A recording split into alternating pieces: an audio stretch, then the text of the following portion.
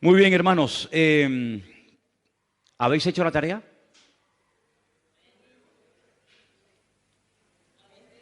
¿Habéis hecho la tarea a medias? ¿A medias qué significa? ¿Que leísteis la mitad del capítulo? La idea era leer durante toda la semana el capítulo 11 de la carta a los Hebreos. ¿Cuesta mucho leer un capítulo a la semana? No. De hecho, no había que leerlo una vez a la semana, sino de hecho había que leerlo cada día. ¿Sí? Entonces, si ustedes han leído ese capítulo, se habrán quedado, como yo, me imagino, sorprendidos de la riqueza y de la profundidad al mismo tiempo que contiene ese capítulo. 18 personajes diferentes se mencionan. 18 personas diferentes. Claro, evidentemente para poder entender ese capítulo, o mucho del capítulo, uno tiene que conocer bastante de la Biblia, porque la mayoría de las cosas que se dicen ahí las encontramos en la historia del Antiguo Testamento, y si usted no ha leído el Antiguo Testamento, pues difícilmente se podrá enterar de muchas cosas. Pero este mes es el capítulo de las obras, es el tema de las obras. Y las obras están muy relacionadas con nuestra fe. Y la fe está muy relacionada con las obras. Para recordar algunas cosas que yo he dicho aquí, la fe sin obras está muerta. ¿De qué sirve que usted tenga mucha fe si luego no la usa? ¿De qué sirve que tenga una gran fe y un gran conocimiento del Señor y de su palabra si luego usted no actúa en consecuencia? ¿De qué le sirve tanta fe? ¿Para qué la quiere? ¿Para qué la quiere? La fe sin obras está totalmente muerta. Las obras que hacemos, ya lo hemos dicho en muchas ocasiones, no las hacemos para ganar la salvación. La salvación usted ni yo no la podemos comprar jamás. La salvación la obtuvo por los méritos de nuestro Señor Jesucristo muriendo en la cruz, derramando su sangre. Y Él nos da la salvación por gracia, por medio de la fe. Dice, y esto no de vosotros, pues es don de Dios. Pero una vez que ya nos hemos convertido, una vez que ya hemos puesto nuestra vida en las manos del Señor, se tiene que notar a la hora de hablar, a la hora de reaccionar, en lo que hacemos, en lo que decidimos, en lo que pensamos, etcétera. Todo tiene que estar, ¿verdad?, impregnado de esa fe, y es la que nos ayuda a movernos, a tomar decisiones, a cambiar nuestra forma de ver la vida, etcétera, etcétera. Ahora, si vamos al capítulo 11 del libro de Hebreos, y le pido por favor que vayan ya, ustedes van a encontrar que el capítulo 11 de Hebreos, cuyo tema central, como bien saben, es el tema de la fe, empieza dándonos una pequeña definición de lo que es la fe. Y aparecen dos sustantivos, el sustantivo certeza y el sustantivo convicción. Leamos el versículo 1. Dice, la fe es pues la certeza de lo que se espera, la convicción de lo que no se ve. Quiero volver a leer otra vez este versículo. Preste atención. La fe es la certeza de lo que se espera, la convicción de lo que no se ve. Los seres humanos creemos en millones de cosas que nunca hemos visto y probablemente nunca veamos. Así que no es una excusa el no ver a Dios para no creer en Él. Repito, hay muchas, millones de cosas en las cuales creemos, sin ninguna duda, y nunca hemos visto. Luego, el no ver no es excusa para no creer. Si solamente creyéramos en las cosas que vemos, pues imagínense los ciegos. Imagínense los que nacen sin ver absolutamente nada. No podrían creer en nada. Porque si el principio es ver para creer, el ciego que no ve no podría creer. Por lo tanto, el no ver una cosa no es una excusa, repito, para no creer en ella. Algunos dirán, bueno, pero hay cosas que no vemos, pero se pueden demostrar que existen, efectivamente. Precisamente uso este argumento para dirigirme a todos ustedes y decirles que la fe de los cristianos no es una fe ciega, porque nosotros podemos demostrar las cosas en las cuales creemos. Por eso no está bien el decir que tenemos una fe ciega, porque la fe no es ciega. Hay un ingrediente que es indispensable para tener una fe sana. ¿Se acuerdan cuando estuvimos hablando de la fe sana? Porque hay muchos tipos de fe. Hay gente que tiene, como dijimos en su día, una fe muy extraña, una fe rara, una fe mística. Pero la fe del creyente, la fe del cristiano, del hijo y de la hija de Dios, es una fe sana, es una fe que no es ciega, no es una fe basada en mitos, no es una fe basada en emociones, en sentimientos, en producto de la imaginación, sino que hay un ingrediente que alimenta la fe sana, y ese ingrediente es fundamentalmente el conocimiento. Cuanto más conocimiento tenga usted del Señor y de su palabra, mayor y mejor, de mejor calidad será su fe. Cuanto menos conozca usted a Dios y cuanto menos conozca usted de su palabra, su fe será de peor calidad.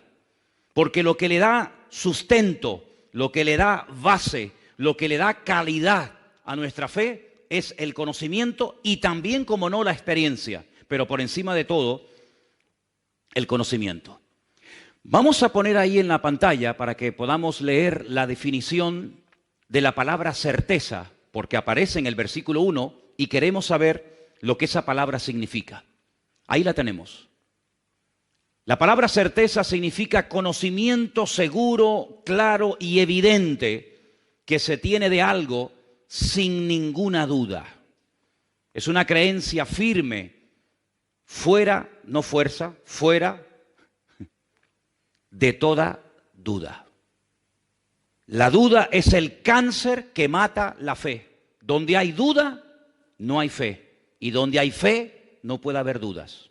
Por eso repito, la certeza es conocer a ciencia cierta, con una seguridad absoluta, clara y evidente, sin ningún género de dudas.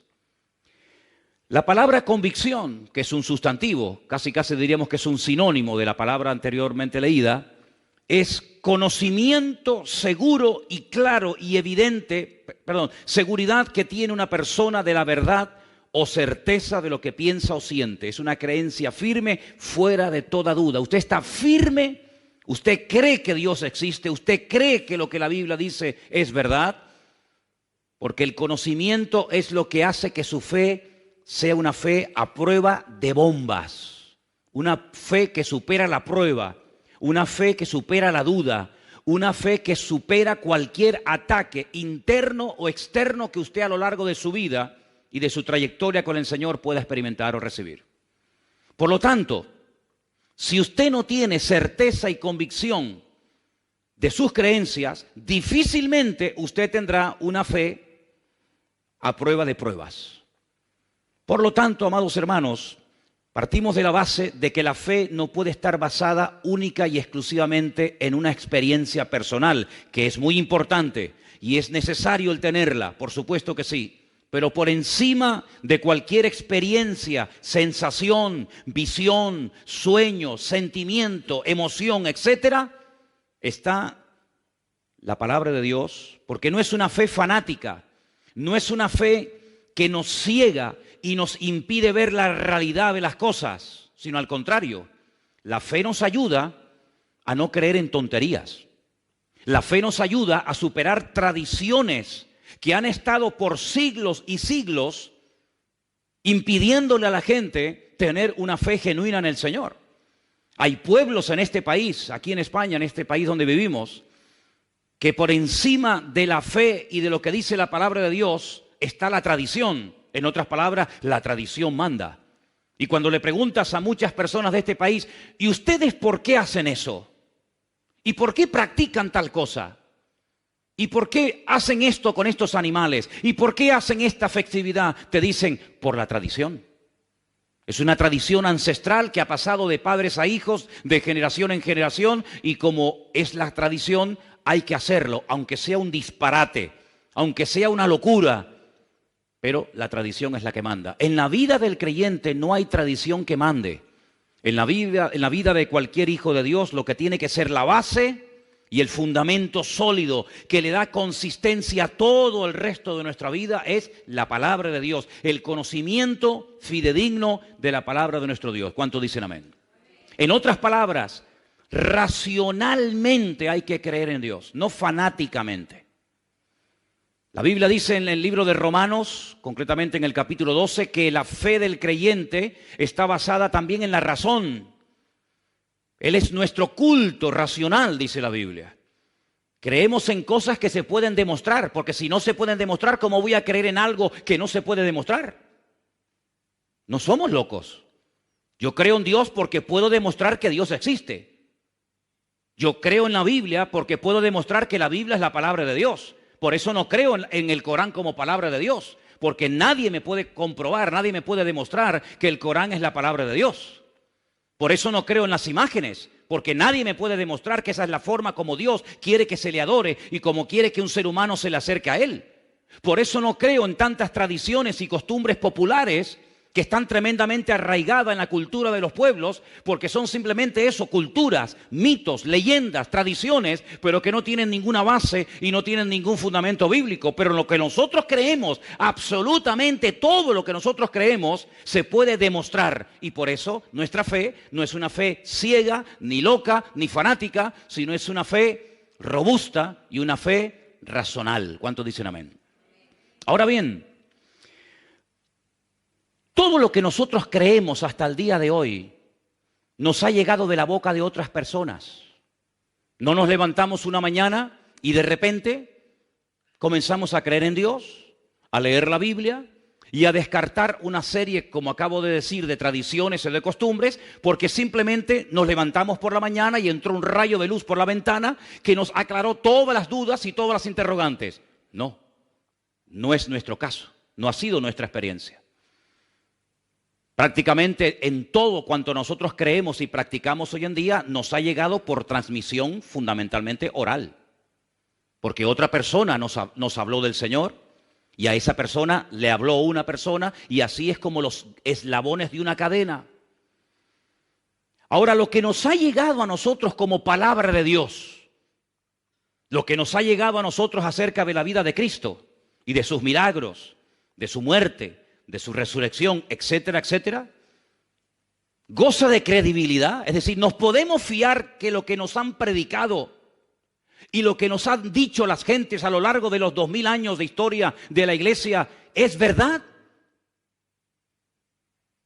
¿Te has preguntado alguna vez si lo que leemos en la Biblia realmente era así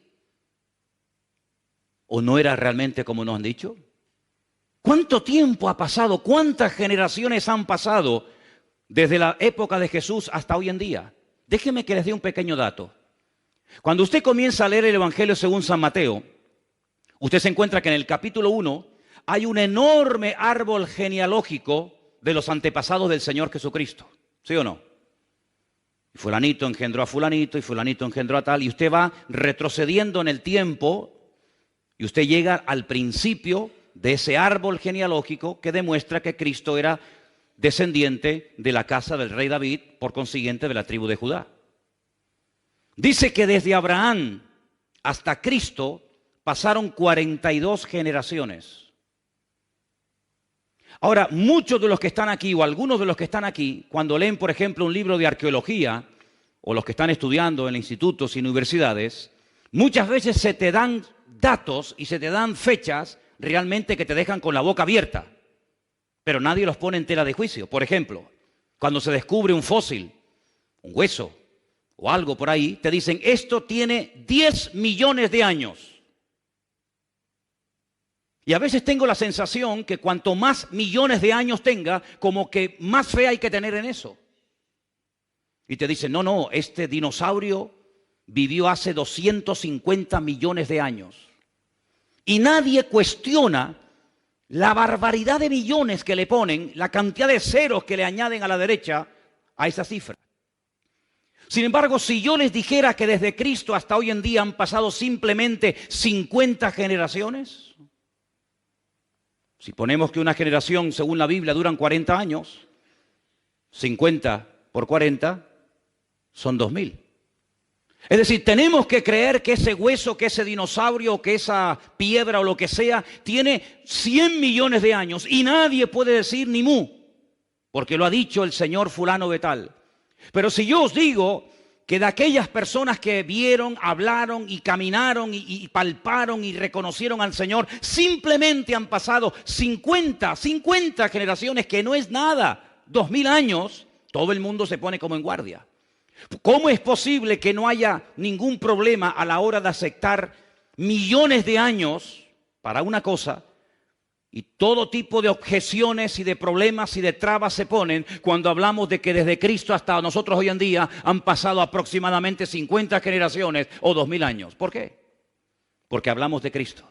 Y cada vez que se menciona o se habla de Cristo, automáticamente la gente se pone en guardia. Nadie se pone en guardia cuando te dicen que este hueso tiene 200 millones de años. Nadie. 200 millones de años, perfecto.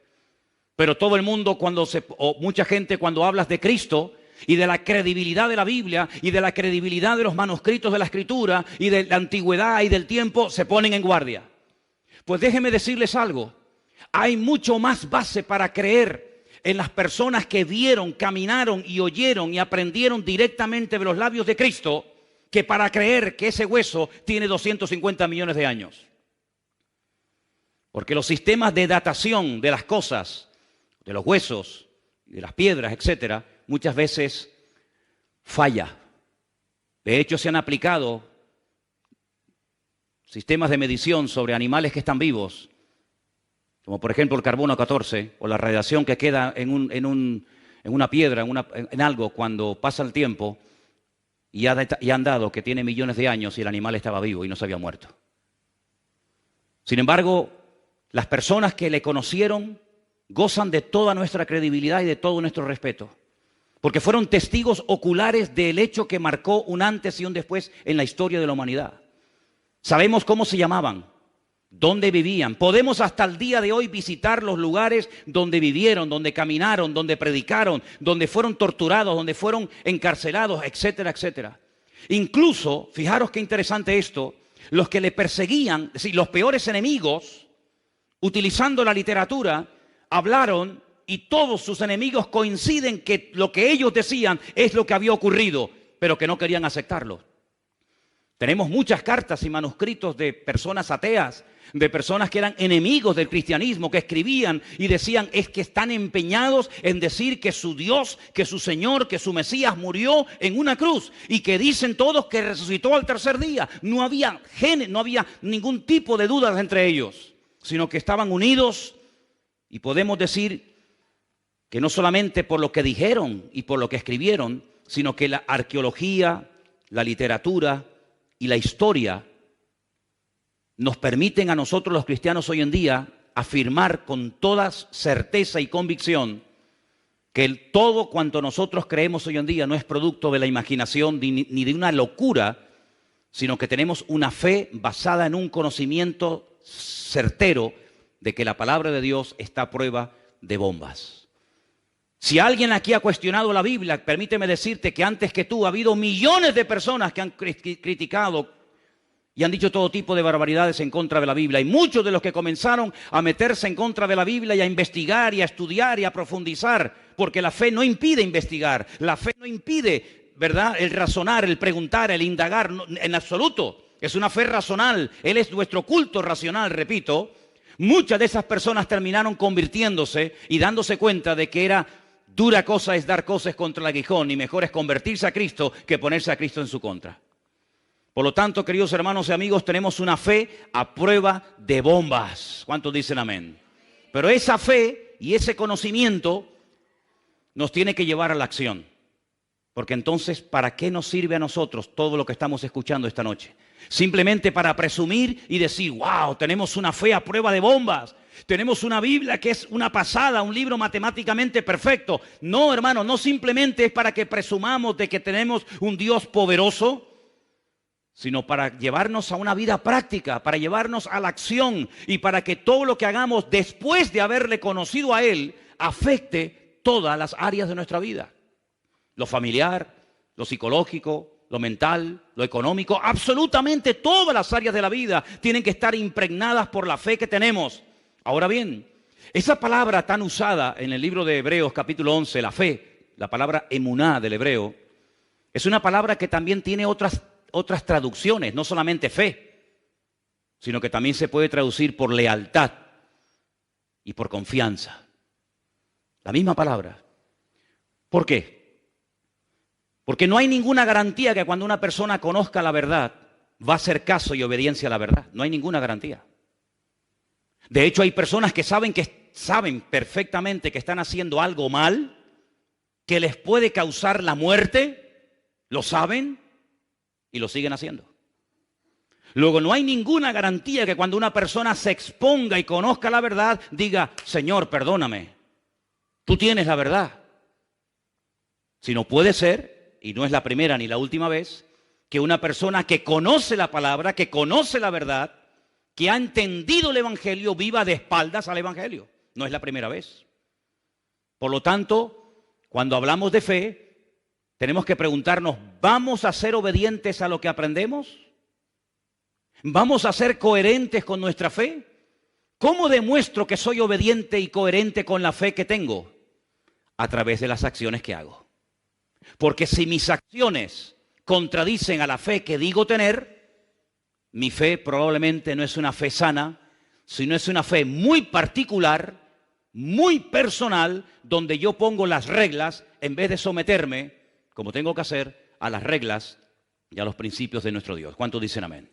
Dígale al que está a su lado, nuestra fe no es ciega, nuestra fe es una fe racional, basada en el conocimiento. Aleluya. Ahora, algunas personas dicen, yo soy hombre de ciencia, más que de fe. Bien. Dicho sea de paso, la palabra ciencia o conocimiento está en la Biblia. Es un don. La Biblia dice que hay un don que es el don de ciencia. No voy a hablar del tema de ese ahora, pero el Señor en ningún momento está en contra del conocimiento, en absoluto. El Señor Jesucristo una vez le dijo a unos, ustedes hacen las cosas mal porque no conocen, porque no tienen conocimiento de las Escrituras. Y por eso no conocen el mover de Dios. Por eso cuestionan los milagros. Por eso cuando yo sano a una persona, dudan de que esa persona verdaderamente estuvo enferma.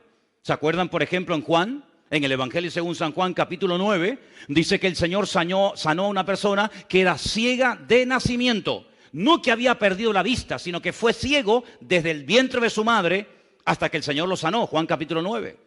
Y cuando fue sanado, llamaron a sus padres porque los judíos decían, mientes, tú nunca fuiste ciego. Y entonces vinieron los padres y dijeron, nuestro hijo nació ciego. Pero no nos preguntéis a nosotros, sino preguntadle a él porque ya tiene edad, porque dice la Biblia que tenía 40 años. Cuando una persona no conoce al Señor ni conoce su palabra, puede llegar a cuestionar todo. Por eso hay personas que cuando tú le abres tu corazón y le cuentas tu testimonio, se rebelan, te llevan la contraria, se burlan de ti, porque no conocen a Dios. Porque hay una regla elemental del reino de Dios que dice que el que es de Dios te va a oír y el que no es de Dios no te va a oír. En esto conocemos quiénes son de Dios y quiénes no son de Dios, lo dice la Biblia. Entonces, cuando una persona se goza en lo que le estás contando, algo que Dios ha hecho en tu vida, un milagro, una respuesta a una oración o lo que sea, puedes tener la completa seguridad de que esa persona se goza porque cree y tiene la misma fe y conocimiento que tú tienes.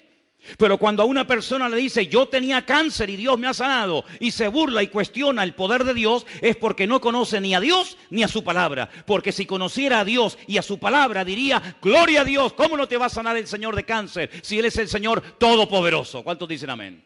Pero cuando el Dios de esa persona no es un Dios todopoderoso, ¿cómo te va a sanar a ti Dios de esa enfermedad o de cualquier otro problema? ¿Te das cuenta? Así que la ciencia te lleva hasta la frontera, te permite conocer cosas, pero no te permite entender las cosas. Por eso hay gente de ciencia que conoce, pero no entiende. Sin embargo, si vamos a Hebreos capítulo 11, en el versículo 3, fíjate, porque yo una de las razones por las cuales le pedí que ustedes estudiaran y leyeran el capítulo 11 de Hebreos es para que se dieran cuenta la cantidad de cosas que se pueden hacer en la vida cuando una persona tiene fe en Dios. Y dice en el versículo 3, por la fe entendemos. Ay, amigo, no solamente conocemos. Yo para conocer muchas cosas no necesito tener fe. Pero para entender muchas cosas tengo que tener fe, porque el conocimiento no me lleva al entendimiento. Me da una información con la cual puedo incluso estar en contra. Pero dice que por la fe entendemos haber sido constituido el universo por la palabra de Dios. De modo que lo que se ve fue hecho de lo que no se veía. Luego lo visible viene de lo invisible. Ahora, el día que Dios diseñó y creó el universo, no habían testigos. No había ningún notario tomando nota. No había nadie que pueda decir, yo estuve allí y efectivamente fue así. Yo lo vi cuando le dijo a la nada, sea la luz, y la luz apareció de la nada. No hay testigos, ni siquiera uno. Y entonces es cuando tenemos que recurrir al documento oficial donde Dios da testimonio de sí mismo. Y ese documento oficial que Dios utiliza para dar testimonio de sí mismo es su palabra. Lo que Él pensó se materializó cuando lo dijo.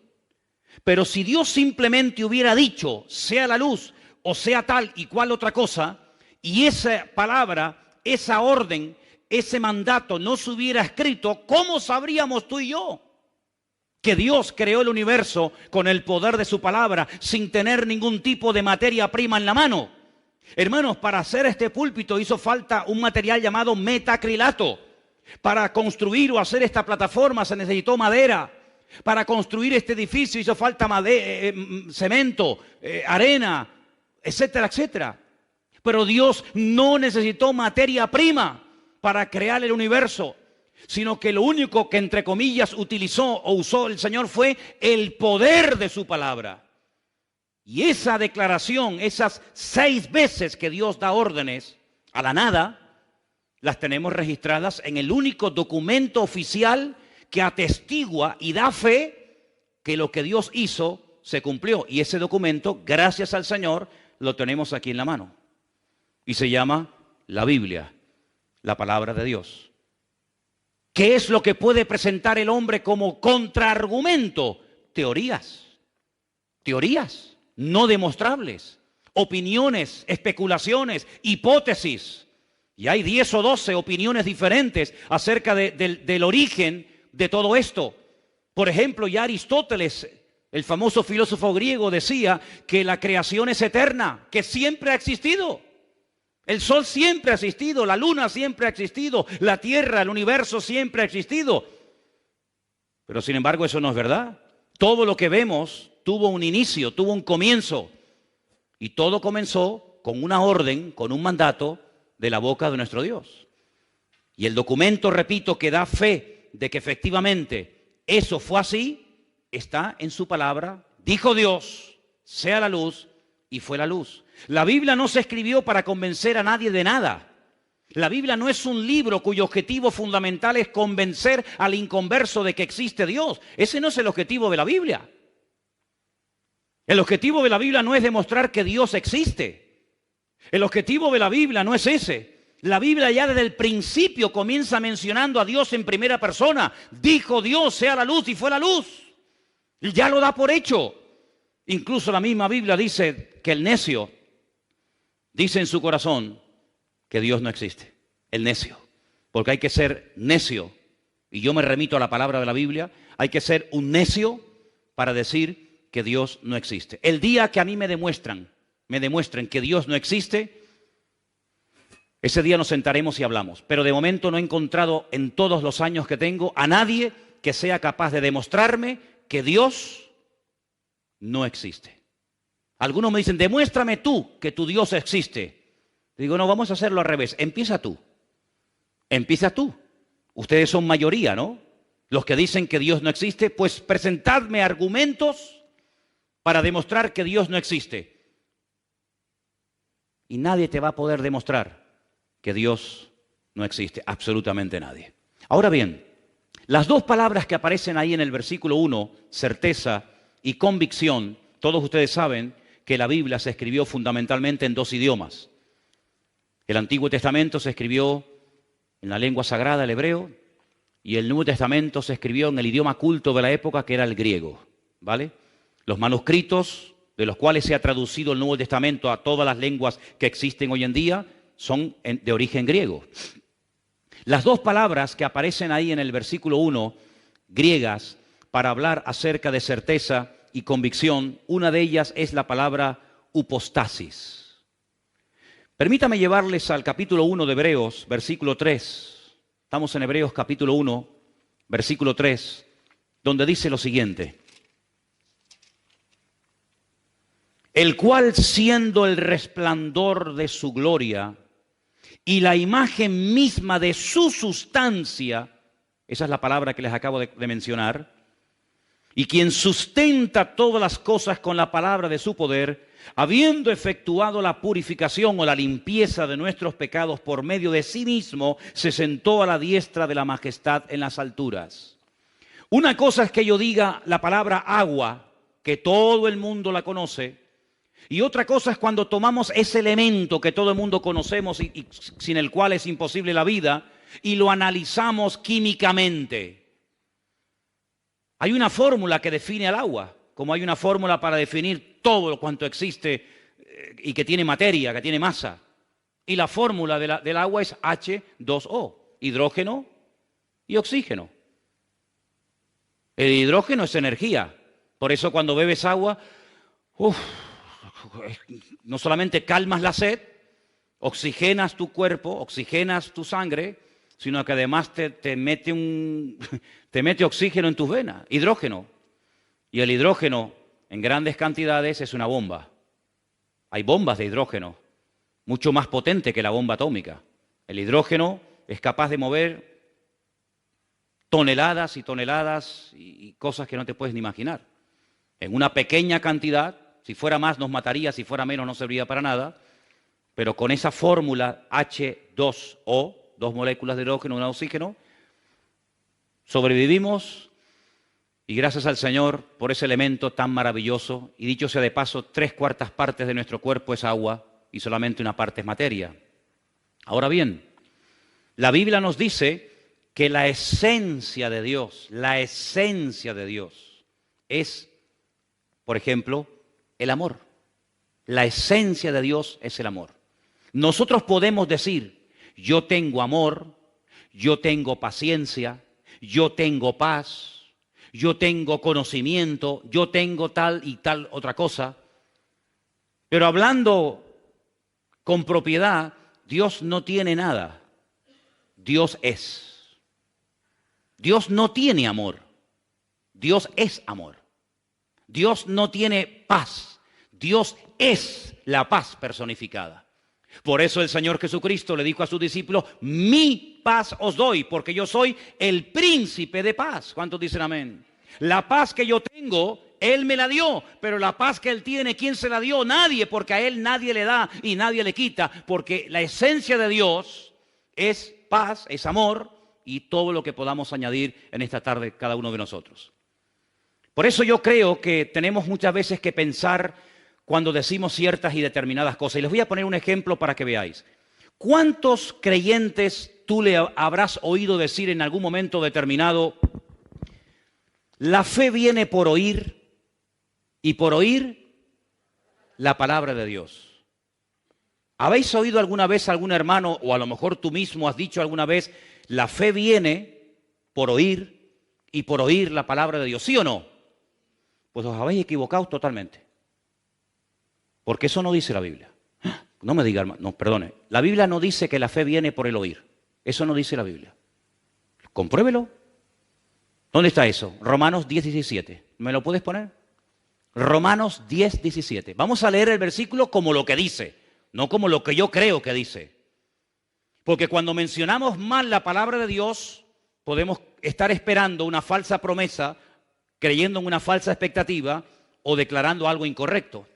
Si ustedes leen el versículo Romanos 10:17, la palabra viene, el verbo venir, no aparece por ninguna parte. ¿Lo leemos juntos? Ahí lo tenéis. Así que la fe es por el oír y el oír por la palabra de Dios. ¿Dónde dice la fe viene? Yo no lo veo por ningún lado. ¿Usted lo ve? A ver si yo veo bien. Déjame quitarme las gafas. No, pues no veo nada, ¿eh? No lo veo. La fe es. Ay, amigo.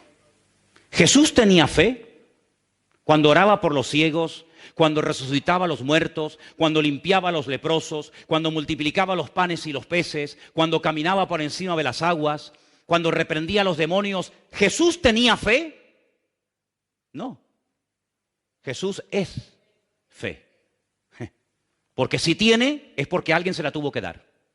Todo lo que uno tiene es porque o lo has comprado, o te lo han regalado, o alguien te lo ha dado.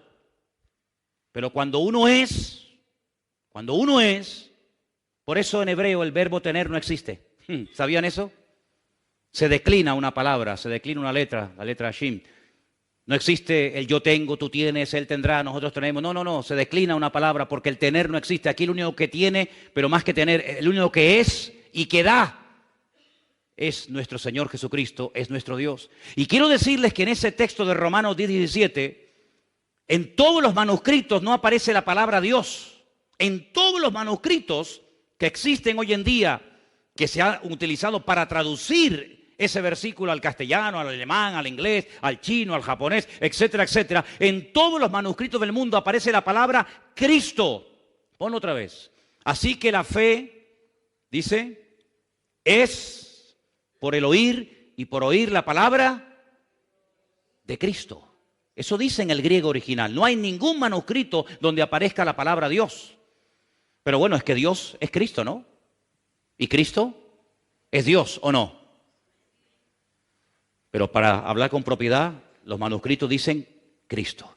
Es decir, la fe está basada en un conocimiento, en una certeza y en una convicción que me cambia la vida radicalmente. Pero ¿cómo se alimenta ese conocimiento? ¿Cómo engorda, permítame la expresión, esa fe? ¿Cómo crece, cómo se extiende esa fe? Por oír directamente de aquel que es la fe personificada, es decir, por la comunión, por la relación diaria, permanente y constante con mi Señor, con mi Dios, es como mi fe se mantiene firme y crece y aumenta y se extiende. ¿Cuántos dicen amén?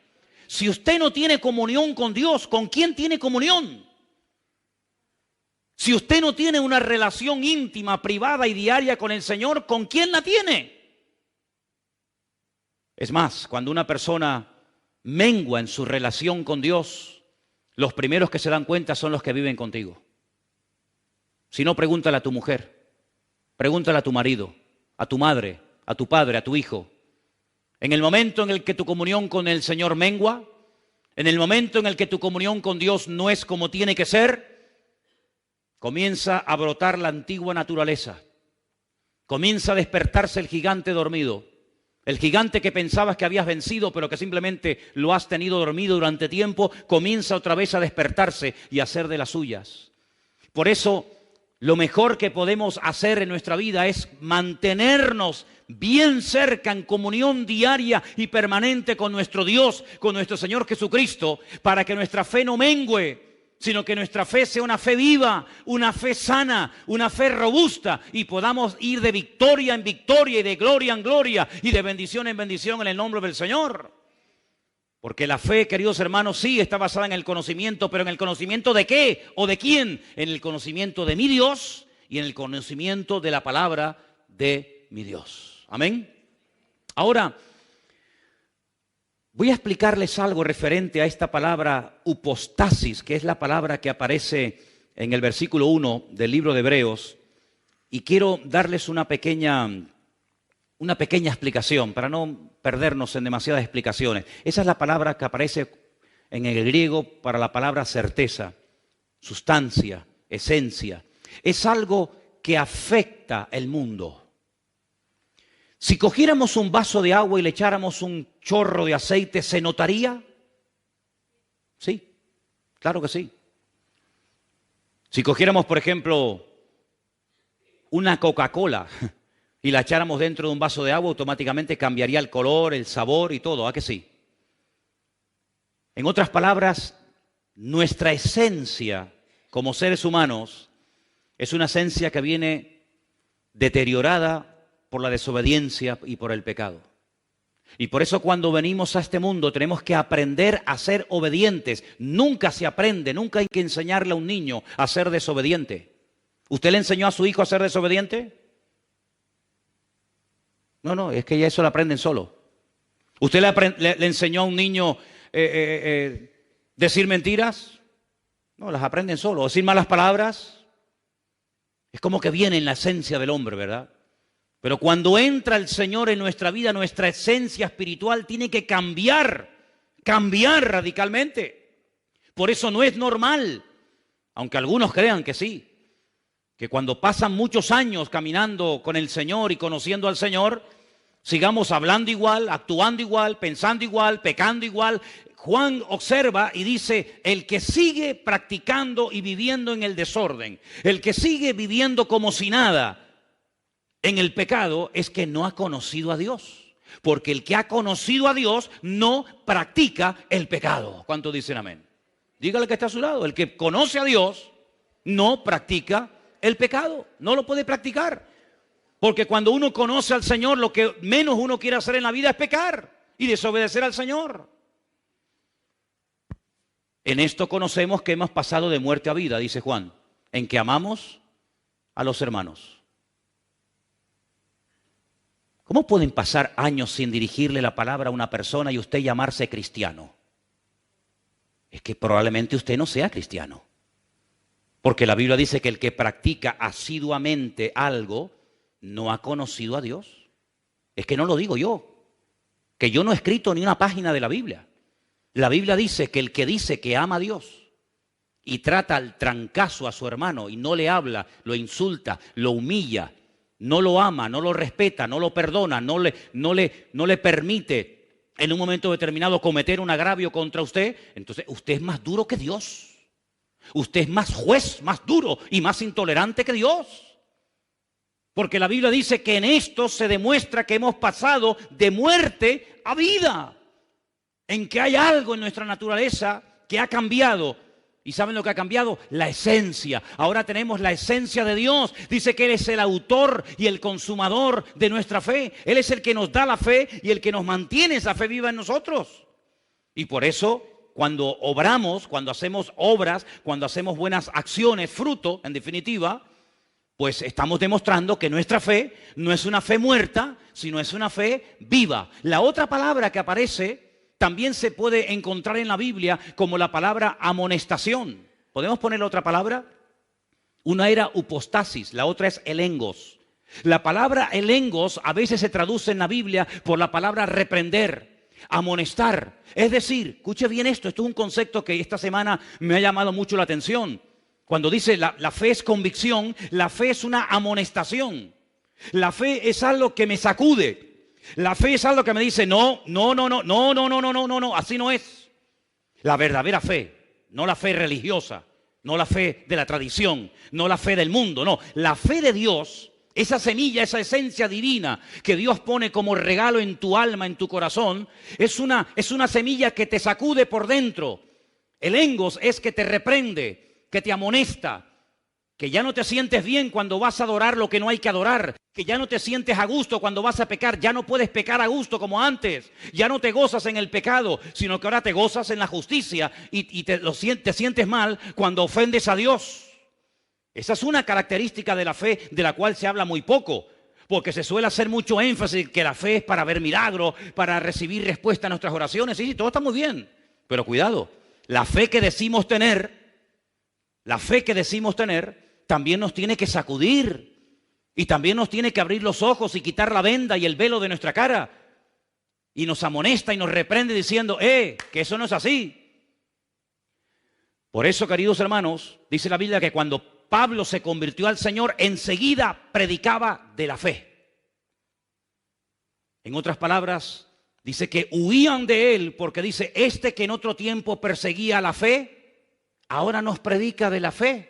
Claro, La esencia del apóstol Pablo, como la esencia de cualquier ser humano, cuando pone su vida en las manos del Señor, cambia radicalmente, completamente cambia. Antes huían de Pablo, ahora se acercaban a Pablo porque tenía palabra de Dios. Lógico, porque esa esencia de Dios es una esencia que no espanta, es una esencia que atrae, porque es como un imán que lleva a la gente al conocimiento de la verdad. ¿Cuántos dicen amén? Miren la mujer samaritana. La mujer samaritana, la de Juan capítulo 4, la conocemos, ¿sí? ¿A qué hora fue a buscar agua? A las 3 de la tarde. ¿A quién se le ocurre? ¿A quién se le ocurre a las 3 de la tarde en Israel con el calor que hace ir a buscar un cántaro de agua? ¿A nadie? Pero es que ella iba a esa hora porque nadie la veía, porque era una mujer de mala reputación, era una mujer que había destrozado muchos hogares. Una mujer, como dije en una ocasión, que había robado muchos maridos a otras señoras casadas. Y entonces ella iba a esas horas tan extrañas de la tarde porque resulta de que nadie la iba a cuestionar y nadie la iba a ver. Pero allí estaba el Señor. Y el Señor, como saben, le pide agua. Y el Señor, hay un momento en el que se le queda mirando y le dice, ¿sabes? ¿Por qué no vas a la ciudad y le dices a tu marido que venga? Qué sabiduría, ¿no? Ella le dice, es que yo no tengo marido. Dice, muy bien. Fíjate, no ocultó su realidad. Dice que el que encubre no prosperará. Muy buena respuesta, mujer. Has dicho lo correcto, no tengo marido, pero te recuerdo que ya has tenido 5. 5. Y el que ahora tienes tampoco es tu marido. Ya iba con 6 y ninguno de los 6 era su marido. Entonces la mujer se queda sorprendida, se va a la ciudad, oyen al maestro, cambian de vida y cuando el Señor se va a los 2 o 3 días de Samaria, dicen los samaritanos la siguiente palabra. Ahora no solamente creemos en Él como el Salvador y como el Mesías que tenía que venir a este mundo, no solamente creemos en Él por tu testimonio y por lo que tú nos dijiste que Él te dijo, sino que ahora también nosotros, porque hemos tenido una experiencia personal con Él, ahora también nosotros tenemos una fe personal en Él. Una fe que no solamente depende de tu testimonio, sino una fe que nosotros tenemos porque también le hemos conocido personalmente. ¿Cuántos dicen amén? Y por eso dije al principio del estudio que es muy importante que nosotros tengamos una fe basada en el conocimiento de las Sagradas Escrituras, de la Palabra de Dios, que es lo que le va a dar solidez a tu fe, sino también el paso siguiente es una experiencia personal con el Dios de la Palabra. Porque si no vas a conocer solamente la Palabra de Dios y no vas a conocer al Dios de la Palabra, que es lo que le pasa a mucha gente. Hay muchas personas que han estudiado en seminarios y dicen que saben, mucho de la palabra de Dios, pero de Dios no tienen ni idea. Cada vez que voy a Israel me pasa lo mismo. Hablo con muchísima gente que tienen conocimiento de la palabra de Dios tremenda. Libros enteros de la Biblia se saben de memoria, cosa que ninguno de nosotros sabemos. No hay nadie aquí que se sepa un libro de la Biblia de memoria. Nadie. Y allí en Israel hay miles de personas que se saben libros y libros enteros de la Biblia de memoria. Pero de Dios, del Dios de la palabra, no tienen ni idea, porque si conocieran al Dios de la palabra, nunca hubieran crucificado al Hijo de Dios, ni lo hubieran rechazado, ni lo seguirían rechazando. ¿Te das cuenta? Luego el conocimiento por sí mismo no es suficiente, porque no hay nada peor que pecar después de haber conocido, después de haber recibido el conocimiento y seguir pecando y rebelándote contra el Señor. Ahora bien, la fe tiene un ingrediente muy interesante y es que te ayuda a cambiar lo natural por el poder de la fe en el mundo espiritual. Es decir, hay varios pasajes, voy a poner solamente 2 o 3 ejemplos para que veáis lo interesante que es. Hay gente que acepta cosas en la vida con una cierta resignación, como diciendo, bueno, esto es lo que me ha tocado en la vida. Esta es la cruz, dicen algunos, que me ha tocado llevar. Vamos a ver. ¿Usted se acuerda cuando un joven llamado David, que en aquel momento no era rey ni era nada, recibe el encargo de su padre para que vaya al campo de batalla donde están sus hermanos mayores a ver cómo están? ¿Se acuerda del pasaje? Seguro que sí. Dice la Biblia que cuando llegó al campamento y habló con sus hermanos y le dio la comida que traía para ellos de parte de su padre, él se dio cuenta de que en el campamento había un ambiente extraño. Allí no se respiraba a fe por ninguna parte. Allí había temor, allí había miedo. Y él pregunta y dice, ¿qué es lo que pasa? Porque yo noto que aquí hay un ambiente donde no está la presencia del Señor. Porque dice la Biblia que el amor echa fuera el temor, y allí había temor por todas partes, empezando por el rey hasta el último del ejército. Y le informan de que hay un paladín, que hay un gigante enorme llamado Goliat, que lleva 40 días asustando, amedrentando a las tropas del ejército de Israel. Y entonces él le dice al rey Saúl, yo voy a ir y voy a luchar contra ese hombre. Y todo Israel sabrá hoy que el Dios de Israel es el Dios vivo y verdadero. Recibe todo tipo de oposición. Primero por parte de sus hermanos.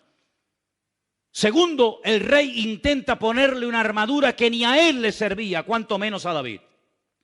En otras palabras, intentan con armas naturales dotar o capacitar a David para una batalla que ni ellos mismos, todos juntos, serían capaces de vencer al gigante Goliat.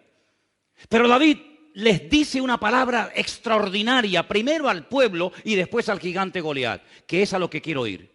Primeramente le dice a los soldados, incluido al rey Saúl, yo no voy a él con espada y con jabalina, porque esta guerra, él había discernido que no era una guerra cuerpo a cuerpo, como tantas que tuvo que librar después cuando fue rey de Israel, sino que esta es una guerra que tiene una connotación diferente. Y ustedes no han sabido discernir el espíritu que hay detrás de este hombre.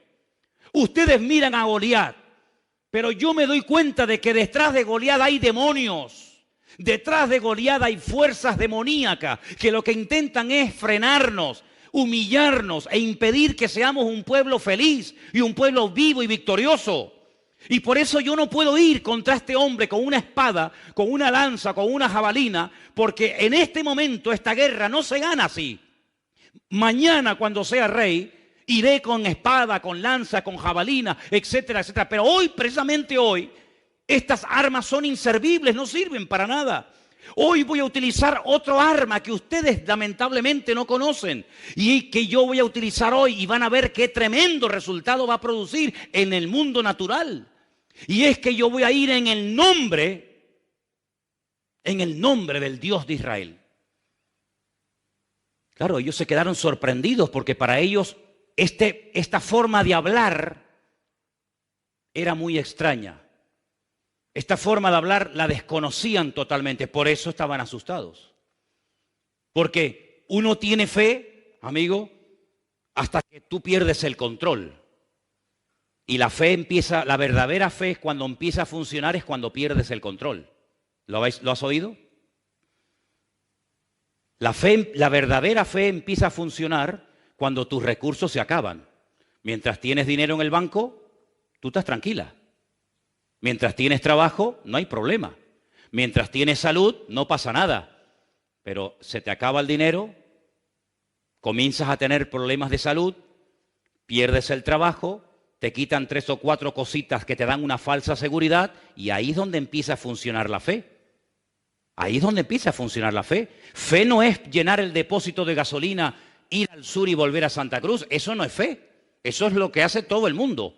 Fe sería, en todo caso, ir con 1 litro de gasolina al sur y volver. Eso sí sería fe. Pero ir al sur con el depósito lleno de gasolina, ahí no hay ningún tipo de fe en absoluto. Fe no es moverme por lo que tengo, sino fe es moverme por lo que soy. Y mientras tú te muevas por lo que tienes, tú no estás demostrando tener fe. Pero cuando tú te mueves no por tus recursos naturales, sino por los recursos divinos, amigo, ahí donde verdaderamente se demuestra quién tiene y quién no tiene fe.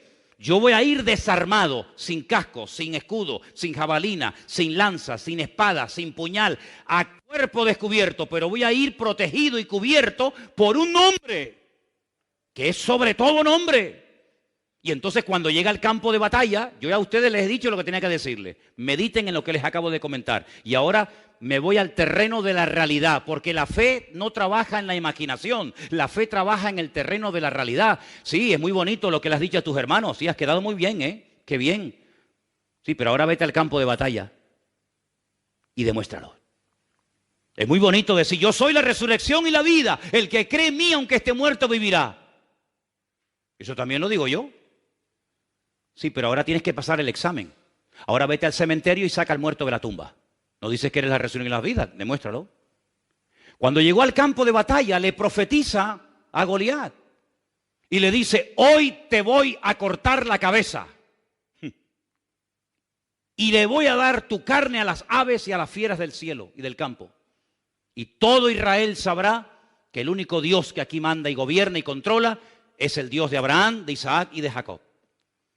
Y en base a esa palabra, en base a esa fe, por eso David es mencionado en el libro de Hebreos, aunque de pasada, porque dice que el tiempo le faltaría si se pone a hablar de cada uno de ellos, pero se menciona el nombre de David, si lo habéis visto.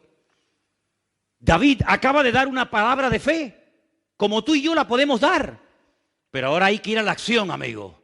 Y ahora le dice a Goliat, ven, acércate. Y dice que se va a un arroyo donde toma 5 piedras. Una vez se lo expliqué, solamente de paso se lo vuelvo a explicar. Los filisteos controlaban toda la costa mediterránea. 5 ciudades. Gaza, Askelón, Asdod, Ecrón y Gaza. Y Gat. 5 ciudades. David dice 5 piedras, una para cada uno. Después de Goliat vendrá el otro y el otro y el otro. No fue capaz de venir nadie más. La Biblia dice que cuando salió, él le lanzó aquella piedra, derrotó al enemigo y todos los filisteos salieron huyendo. Es una cosa fuera de toda lógica. Porque que un joven mate a un gigante y que todo un ejército se ponga en desbandada, ¿pero por qué? Porque lo que hay es que descabezar al enemigo. Dice la Biblia, y Jesús lo explicó muy claramente, por favor entiendan esto. Tú no puedes entrar en la casa de un hombre fuerte y saquear sus bienes y sacar todo lo que le pertenece si antes no lo atas. ¿Cómo te vas a meter tú en la casa de un hombre que es más fuerte que tú, quitarle todo y llevártelo a tu casa? Es imposible. Primeramente habrá que reducirlo, atarlo, esposarlo, amarrarlo y luego entras y te llevas las cosas. No es que estás dando una lección para saber cómo robar, cuidado. No es eso, sino simplemente un ejemplo, ¿vale? Pues en el mundo espiritual igual. ¿Cuál es tu gigante? ¿Contra quién estás peleando tú? Y a veces somos tan cortos que decimos, no, mi gigante es mi jefe. Y detrás de ese jefe, ¿quién está? No, mi gigante es mi marido, mi esposa, mi vecino, mi fulanito de tal. No tienes visión espiritual, amigo. Pero dice la Biblia cómo obtener visión espiritual. Lo dice la Biblia, no es el tema, pero yo leía hoy en 2 de Corintios que cuando Moisés bajó de la montaña, era tal el resplandor de la gloria de Dios en su rostro que dice que se tuvo que poner un velo por delante de la cara. Y Pablo dice, eso me sirve a mí para explicarles algo a ustedes, judíos. Escúchenme, vengan para acá. Ustedes cuando leen y no entienden, ¿sabéis por qué? Porque tenéis el mismo velo que Moisés tenía sobre el rostro. Pero cuando ustedes se conviertan a Cristo, el velo que les impide entender, no conocer, entender, se quitará y entonces podrán entender las profecías y la palabra. Entonces, cuando hay una verdadera conversión, la visión espiritual se recobra. Antes era ciego, mas ahora veo. Ahora te das cuenta que detrás de ese político, detrás de esa persona que te critica o te calumnia o que sea, hay fuerzas espirituales donde nosotros podemos tener un efecto tremendo por medio de la fe, porque la fe me sirve para entender, la fe me sirve para tomar decisiones, la fe me sirve para avanzar y la fe me sirve también para discernir en el mundo espiritual dónde está el problema, no en lo natural, sino en lo espiritual. ¿Cuántos dicen amén? Bueno, yo espero que no hayan perdido el hilo, yo sé que son tantas cosas, pero ¿se dan cuenta, hermanos? ¿Se dan cuenta que ser creyente es mucho más que venir aquí todos los domingos? ¿Te das cuenta? ¿Te das cuenta que tus batallas personales no son mi responsabilidad, son tu responsabilidad, no son la mía? Que todos tenemos nuestras batallas y nuestros gigantes y nuestras luchas y nuestras ciudades amuralladas y nuestras fortalezas, todos. Y tenemos que crecer, sí, como pueblo de Dios, como iglesia, pero también a nivel individual. Tenemos que crecer. Uno de los problemas que tenía el pueblo de Israel es que no crecía en relación al tiempo que llevaban caminando con el Señor. Dice, ustedes salieron de Egipto, pero Egipto no salió nunca de ustedes. Siguen todavía con la mentalidad de Egipto, echan de menos los pepinos, las cebollas, la comida de Egipto, por favor, pero si allí vivíais como esclavos.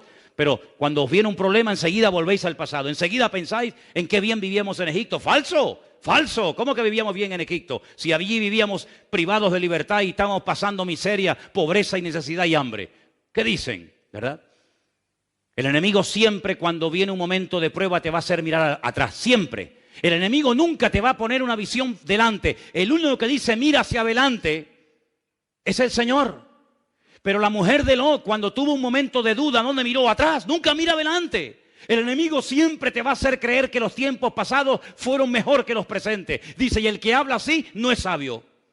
Por lo tanto, cada vez que te entra nostalgia, cada vez que te dan ganas de mirar atrás, no es Dios el que te está hablando. El Señor siempre te dice, poned la mira en las cosas de arriba, si es que verdaderamente habéis resucitado con Cristo Jesús. El segundo ejemplo que les quiero poner, el primero fue el de David con Goliat, ¿sí? El segundo ejemplo es el de Elías, profeta Elías. Un hombre que sube a lo alto del Monte Carmelo y le dice a 400 profetas falsos de Baal, hoy tiene que quedar aquí bien claro en esta montaña quién es el verdadero Dios. Vamos a ver, lo que no es correcto es que ustedes por un día adoren a Baal y otro día adoren a Dios. No puede ser, esto es una ambigüedad, esto no lleva a ninguna parte. Vamos a tomar una decisión. Y en aquel monte que es muy alto, del cual se ve muchas partes de Israel, todo el valle de Meguido, etcétera, etcétera, les dice, vamos a orar, vamos a entrar en una guerra de tipo espiritual. Aquí no vamos a pelear cuerpo a cuerpo, sino aquí vamos a pelear en el mundo espiritual. Ustedes pongan sobre un altar de piedras a un buey y yo pondré otro. Y ustedes oren e invoquen a vuestras divinidades y a vuestros dioses. Si vuestro Dios es el verdadero, que lo demuestre y punto. Que descienda fuego del cielo. Si no desciende fuego del cielo, ustedes están sinceramente equivocados. Estáis creyendo en una mentira como si fuera verdad. Y estáis inculcando y transmitiendo de generación en generación esas mentiras y esas fábulas a vuestros hijos. Y eso no se puede permitir ni un momento más. Después yo tendré mi oportunidad, invocaré al Señor. Y si mi Dios me responde por fuego y quema este altar, entonces queda bien claro que vosotros estáis adorando a un Dios falso y el Dios mío es el verdadero. Estaban tan equivocados y tan fanatizados que dijeron, vale. Podían haber dicho, no, espera. Vamos a buscar una cosa más sencillita, Elías, por favor, que caiga fuego del cielo. No, pero ellos estaban tan convencidos que dijeron, vale, venga. Es increíble cómo la gente puede incluso llegar a dar la vida por una mentira, creyendo que está muriendo por una verdad. Es terrible. La fe religiosa es peligrosa. La fe religiosa puede llevarte a cometer barbaridades. Oraron desde la mañana hasta el atardecer y allí no hubo ninguna respuesta hasta que le tocó el turno a Elías. Y dice la Biblia que cuando Elías oró, previamente había dicho que le echaran agua a la leña, que le echaran agua al altar, etcétera, y cayó fuego del cielo. Allí se demostró que el Dios de Israel era el Dios vivo y verdadero y no Baal al cual ellos adoraban. Esa no fue una guerra de un ejército contra otro ejército. Esa no fue una guerra de tipo natural, fue una guerra de tipo espiritual. Israel se enfrentó en lo natural muchas veces en el pasado con amorreos, filisteos, cananeos, moabitas, amonitas, ¿de acuerdo? Pero las batallas que tú y yo libramos hoy en día no son físicas. Nuestra pelea no es contra sangre y carne, dice Efesios capítulo 6. Las armas de nuestra milicia no son carnales. Nosotros, dice la Biblia, que peleamos contra principados, contra potestades, contra gobernadores de las tinieblas de este siglo, contra huestes espirituales de maldad en las regiones celestes. Y hay cristianos que ahí no saben pelear. No, ahí no saben, no tienen ni idea. No tienen ni idea. Y es ahí donde el Señor en este 2017 a todos y a cada uno de nosotros, a los que quieran, nos quiere llevar a pelear la buena batalla, a pelear no contra el jefe que te trata mal y te humilla, no contra el profesor que la tiene según tú tomada contigo, no contra el vecino que te tiene amargada la vida y te raya el coche y te tira basura por la ventana, no contra fulano y... No, por ahí no van los tiros, amigo. Sino aprender a leer, aprender a discernir en el mundo espiritual y darte cuenta que hay cosas que no vienen de Dios. Y lo que no viene de Dios, a través de la fe, yo tengo la autoridad de reprender, tengo la autoridad de tomar autoridad sobre esas cuestiones y cambiar lo natural a través del nombre de nuestro Señor Jesucristo. ¿Cuántos dicen amén? Y quiero solamente recordarles algo. En Marcos capítulo 4, verso 37, es el último pasaje que voy a leer, aunque tengo aquí material para dar y vender. Pero en Marcos capítulo, como dije, 4, verso 37, quiero que presten atención a este último texto que voy a leer en esta noche, por favor. Y dice así. Si quieren, arrancamos desde el versículo 35, para empezar a leer la historia del principio. Aquel día, cuando llegó la noche, les dijo, pasemos al otro lado. Pasemos al otro lado. Ya hemos estado mucho tiempo en esta orilla. Despidiendo a la multitud, le tomaron como estaba en la barca y había también con él otras barcas. Pero se levantó una gran tempestad de viento y echaba las olas en la barca de tal manera que ya se anegaba. Ahora, no estamos hablando de un transatlántico. Estamos hablando de pequeñas embarcaciones donde si entra mucha agua, lo más probable es que nos hundamos aquí todos y puede haber algún muerto. De hecho, ¿cuánta gente, cuántos miles de personas han muerto cruzando de diferentes partes del mundo hacia Europa porque el tipo de embarcaciones en el que vienen no sirven para nada? Pues aquí hay un ejemplo bíblico de cómo va un grupo de 12 personas en una pequeña embarcación, se desata una tempestad de tal magnitud.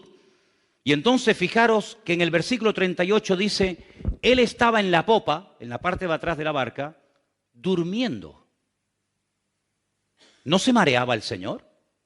Parece ser que no. Y no había biodramina, que yo sepa, en aquella época, ¿no? No se mareaba. Yo sé que si más de uno fuera en esa barca, madre mía, se hubiera tirado por la borda, ¿no? Estaba durmiendo en un cabezal y le despertaron y le dijeron, maestro, no tienes cuidado que perecemos, Señor, pero tú no te das cuenta que vamos a morir ahogados. Ahora vamos a pararnos un momento. ¿La fe para qué sirve?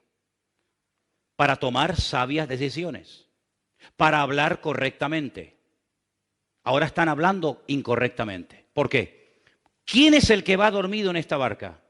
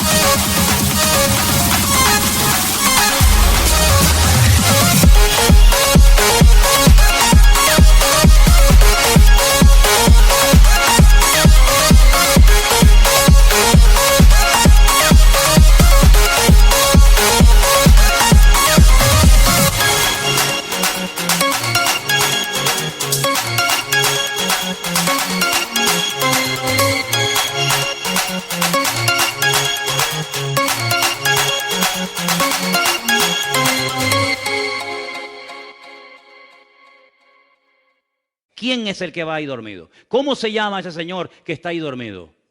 Yeshua HaMashiach, Señor Jesucristo. Bien. ¿Quién es él? Es el Mesías. Bien. Si es el Mesías, ¿qué dicen las profecías acerca de la muerte del Mesías? Bueno, Isaías 53 y otros pasajes es muy claro. Dice que traspasarían sus manos y sus pies y que moriría colgado, crucificado entre malhechores. Eso dicen las profecías. Si las profecías dicen que Él va a morir crucificado, ¿cómo le dicen al Señor, Señor, despiértate, que vamos a morirnos? No nos podemos morir. Él no puede morir en esta barca. ¿Por qué? Porque entonces la palabra sería mentirosa. Porque entonces Isaías era un mentiroso. ¿Se inventó eso de que lo iban a crucificar? ¿Se equivocó? No, iba a morir ahogado. ¿Por qué va durmiendo el Señor? Porque sabe que por mucho agua que entre, Él no va a morir ahogado. Esto es tremendo, ¿eh? No es lo mismo montarse en un avión sabiendo que no se va a caer que sabiendo que el avión se va a caer. ¿Te montarías? Usted va a morir en un avión. Ya no me monto más en aviones. Pero si yo sé con toda seguridad que no voy a morir en un avión, me puedo montar en 1.000.000 de vuelos que por mucho que se meneen, por mucho que se sacudan, yo sé que no voy a morir así. De alguna manera aterrizará. Esa era la fe que en ese momento estaba manifestando el Señor. ¿Cómo? Con paz, con tranquilidad. En paz me acostaré y asimismo dormiré. Ahí tenían delante de sus narices la paz personificada. Pero ellos no. Ellos pierden el control. Y cuando uno pierde el control que dije antes, es cuando empieza la fe. Pero si no tienen fe, ¿qué fe van a usar? ¿Qué fe van a usar, amigo? Señor, despiértate que perecemos. Versículo 39. Levantándose, reprendió. Es la misma palabra, en este pasaje no siempre, pero en este pasaje cuando dice reprendió, es la misma expresión que utilizaba cuando reprendía a los demonios. La misma. Toma autoridad de lo natural con el poder del mundo espiritual. Reprendió al viento y a la mar y le dijo, cállate, enmudece. Cesó el viento, se hizo grande bonanza y les dijo, ¿por qué estáis así amedrentados? ¿Es que no tenéis fe? ¿Ves cómo les reprocha? Tenéis, no sé lo que tenéis, pero fe en este momento no habéis manifestado ninguna. Entonces temieron con gran temor y se decían el uno al otro, ¿quién es este que aún el viento y el mar le obedecen? Si conocemos a Dios, no vamos a entrar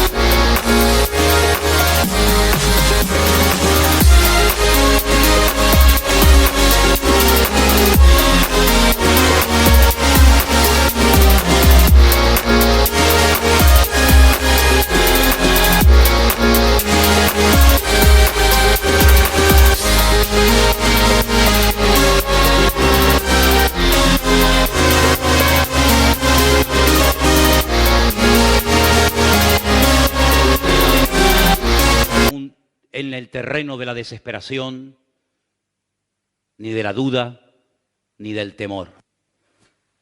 Porque cuando conocemos a Dios, pase lo que pase, venga lo que venga y digan lo que digan, yo sé en quién he creído. ¿De dónde me viene ese conocimiento? De la palabra. Cuando la palabra la tengo, la guardo en mi corazón, la atesoro cerca de mi vida, ya pueden decir los seres humanos lo que quieran, lo que prevalece es la palabra. Y la palabra me da fe, la palabra me da ánimo, la palabra me da seguridad, la palabra me da confianza. Y por eso, aunque ocurran cosas terribles, si el Señor me ha dado una palabra específica, si el Señor me ha dado el regalo de su palabra, de su documento oficial, no tengo por qué temer de nada ni de nadie, porque nosotros vamos a estar en esta vida hasta que Dios lo permita y lo quiera. Pero no quiero que estés en esta vida de cualquier manera, ¿vale? No quiero que estés en esta vida con una resignación absurda y ridícula, aceptando cosas que no vienen de Dios como creyéndote que vengan de Dios. Dios quiere lo mejor para tu vida. Dios quiere bendiciones para tu vida. Dios quiere abrirte puertas. Dios quiere ayudarte. Dios no quiere que estés amargada. Dios no quiere que estés con duda. Dios no quiere que estés incómodo. Dios no quiere que estés insatisfecho. Dios quiere llenarte de paz, de victoria, de su presencia. Y cuando eso no está, párate y dice, Señor, en el nombre de Jesús, No acepto la tristeza, no acepto la derrota, no acepto el desánimo como algo normal. ¿Cómo que como algo normal? Será para los de la calle que no tienen al Dios que yo tengo, pero el Dios que yo tengo es un Dios que, dicho en su palabra, estaré con vosotros todos los días hasta el fin del mundo. Y quiero solamente, hermanos, recordarles que en el libro de Hebreos, capítulo 11, usted puede ver ahí por qué Abel fue capaz de hacer lo que hizo. ¿Por qué Enoc no murió? ¿Por qué Abraham salió sin saber a dónde iba? ¿Verdad? ¿Por qué Sara, fuera de toda posibilidad humana y científica de ser madre, fue madre? ¿Por qué Isaac se dejó amarrar, un hombre con 40 años? Y dijo, bueno, si me tienes que matar, me matas. ¿Por qué estas gentes hacían y vivían de esta manera? Por la fe. Porque la fe les llevaba a ser leales a Dios. Vamos a vivir hoy, a partir de hoy, todos y cada uno de nosotros, leales y fieles al conocimiento que hemos aprendido. Porque una cosa es tener fe y otra cosa es vivir de acuerdo a la fe que digo tener. Así que si usted tiene que perdonar a alguien, perdónelo hoy mismo. Porque usted ya sabe lo que tiene que hacer y si no lo hace está pecando. Y se va a ir al infierno de cabeza si usted no quiere arrepentirse de sus pecados. Si usted sabe que tiene que orar y no lo está haciendo, si usted sabe que tiene que dejar de pecar en ciertas y determinadas áreas y no lo hace, usted sabe perfectamente que está jugando con lo más valioso que usted tiene, que no es ni su coche, ni su casa, ni su trabajo, ni sus joyas, ni su patrimonio. Lo más valioso que el ser humano tiene es su alma. Y la Biblia dice que el que descuida su alma es un necio. Por lo tanto, hermanos, velemos. Tomemos medidas preventivas, usemos la fe que el Señor ha puesto en nuestros corazones, cambiemos nuestra forma de hablar. Es una vergüenza cómo está reaccionando el mundo ante una persona que nos puede gustar más o menos, pero que ha hecho una serie de declaraciones que sí, que pueden ser muy, todo lo que tú quieras, pero hermanos, a nosotros no nos van a convencer las naciones de la tierra ni los medios de comunicación, nosotros sabemos en quién hemos creído. Y nosotros sabemos que nuestro Dios está con nosotros. Cierra tus ojos, por favor, ahí donde estás. Pídale al Señor en esta noche, por favor. Señor, ayúdame a hablar en fe, a tomar las decisiones en fe, a vivir en fe, a orar en fe. Yo no quiero tener una fe religiosa basada simplemente en un conocimiento intelectual, porque la fe sin obras está muerta. La fe sin obras no sirve para nada. Es como una flor artificial que parece, pero no es. No hay que regarla, no desprende olor, no crece, no se marchita, es artificial. La fe del cristiano no puede ser una fe artificial. Es una fe que hay que cuidar, que hay que usarla, que tiene que crecer, que tiene que madurar, que tiene que robustecerse. Esa es una fe genuina, porque está viva. Y todo lo que tiene vida hay que cuidarlo, hay que protegerlo. Y por eso en esta noche te pedimos, Señor, que tú nos ayudes a mentalizarnos y a entender y a aceptar que la fe es algo vivo, no es un concepto abstracto, que no sabemos ni lo que estamos diciendo o hablando, sino que la fe, Señor, es vivir tu vida a través de la nuestra. Tú eres nuestro máximo ejemplo de fe, porque tú eres la fe personificada, la obediencia, la lealtad, la fidelidad personificada. Y queremos pedirte en esta noche, Señor, que nos ayudes a vivir en base a esa fe, a hablar, a pensar, a reaccionar en base a esa fe. Y que ningún elemento externo, ni siquiera interno, se interponga en nuestra fe, sino que podamos, como dice tu palabra, alcanzar buen testimonio como los antiguos, de que pusimos nuestra confianza y nuestra fe en el Señor. Gracias por el regalo hermoso de tu bendita palabra, a la cual amamos y hacemos bien en escudriñarla y en leerla. Señor, gracias porque podemos alimentar la fe con tu palabra, porque tu palabra es la fuente de la fe. Y queremos en esta semana esforzarnos en leerla, en escudriñarla, en memorizarla, porque es la palabra de Dios la que nos hace entender los misterios que el hombre todavía no entiende y comprende. Conocen, pero no entienden. Pero el creyente sabe, conoce y entiende, porque con la fe podemos entender cómo se hizo el universo, los tiempos, las edades, las salidas y las puestas del sol, las estaciones, todo lo podemos entender, porque tu palabra es la sabiduría misma. Y te pedimos, Señor, que nos ayudes a amarla y a tenerla siempre en nuestros corazones. Te lo pedimos en el nombre bendito de Jesús. Amén y amén.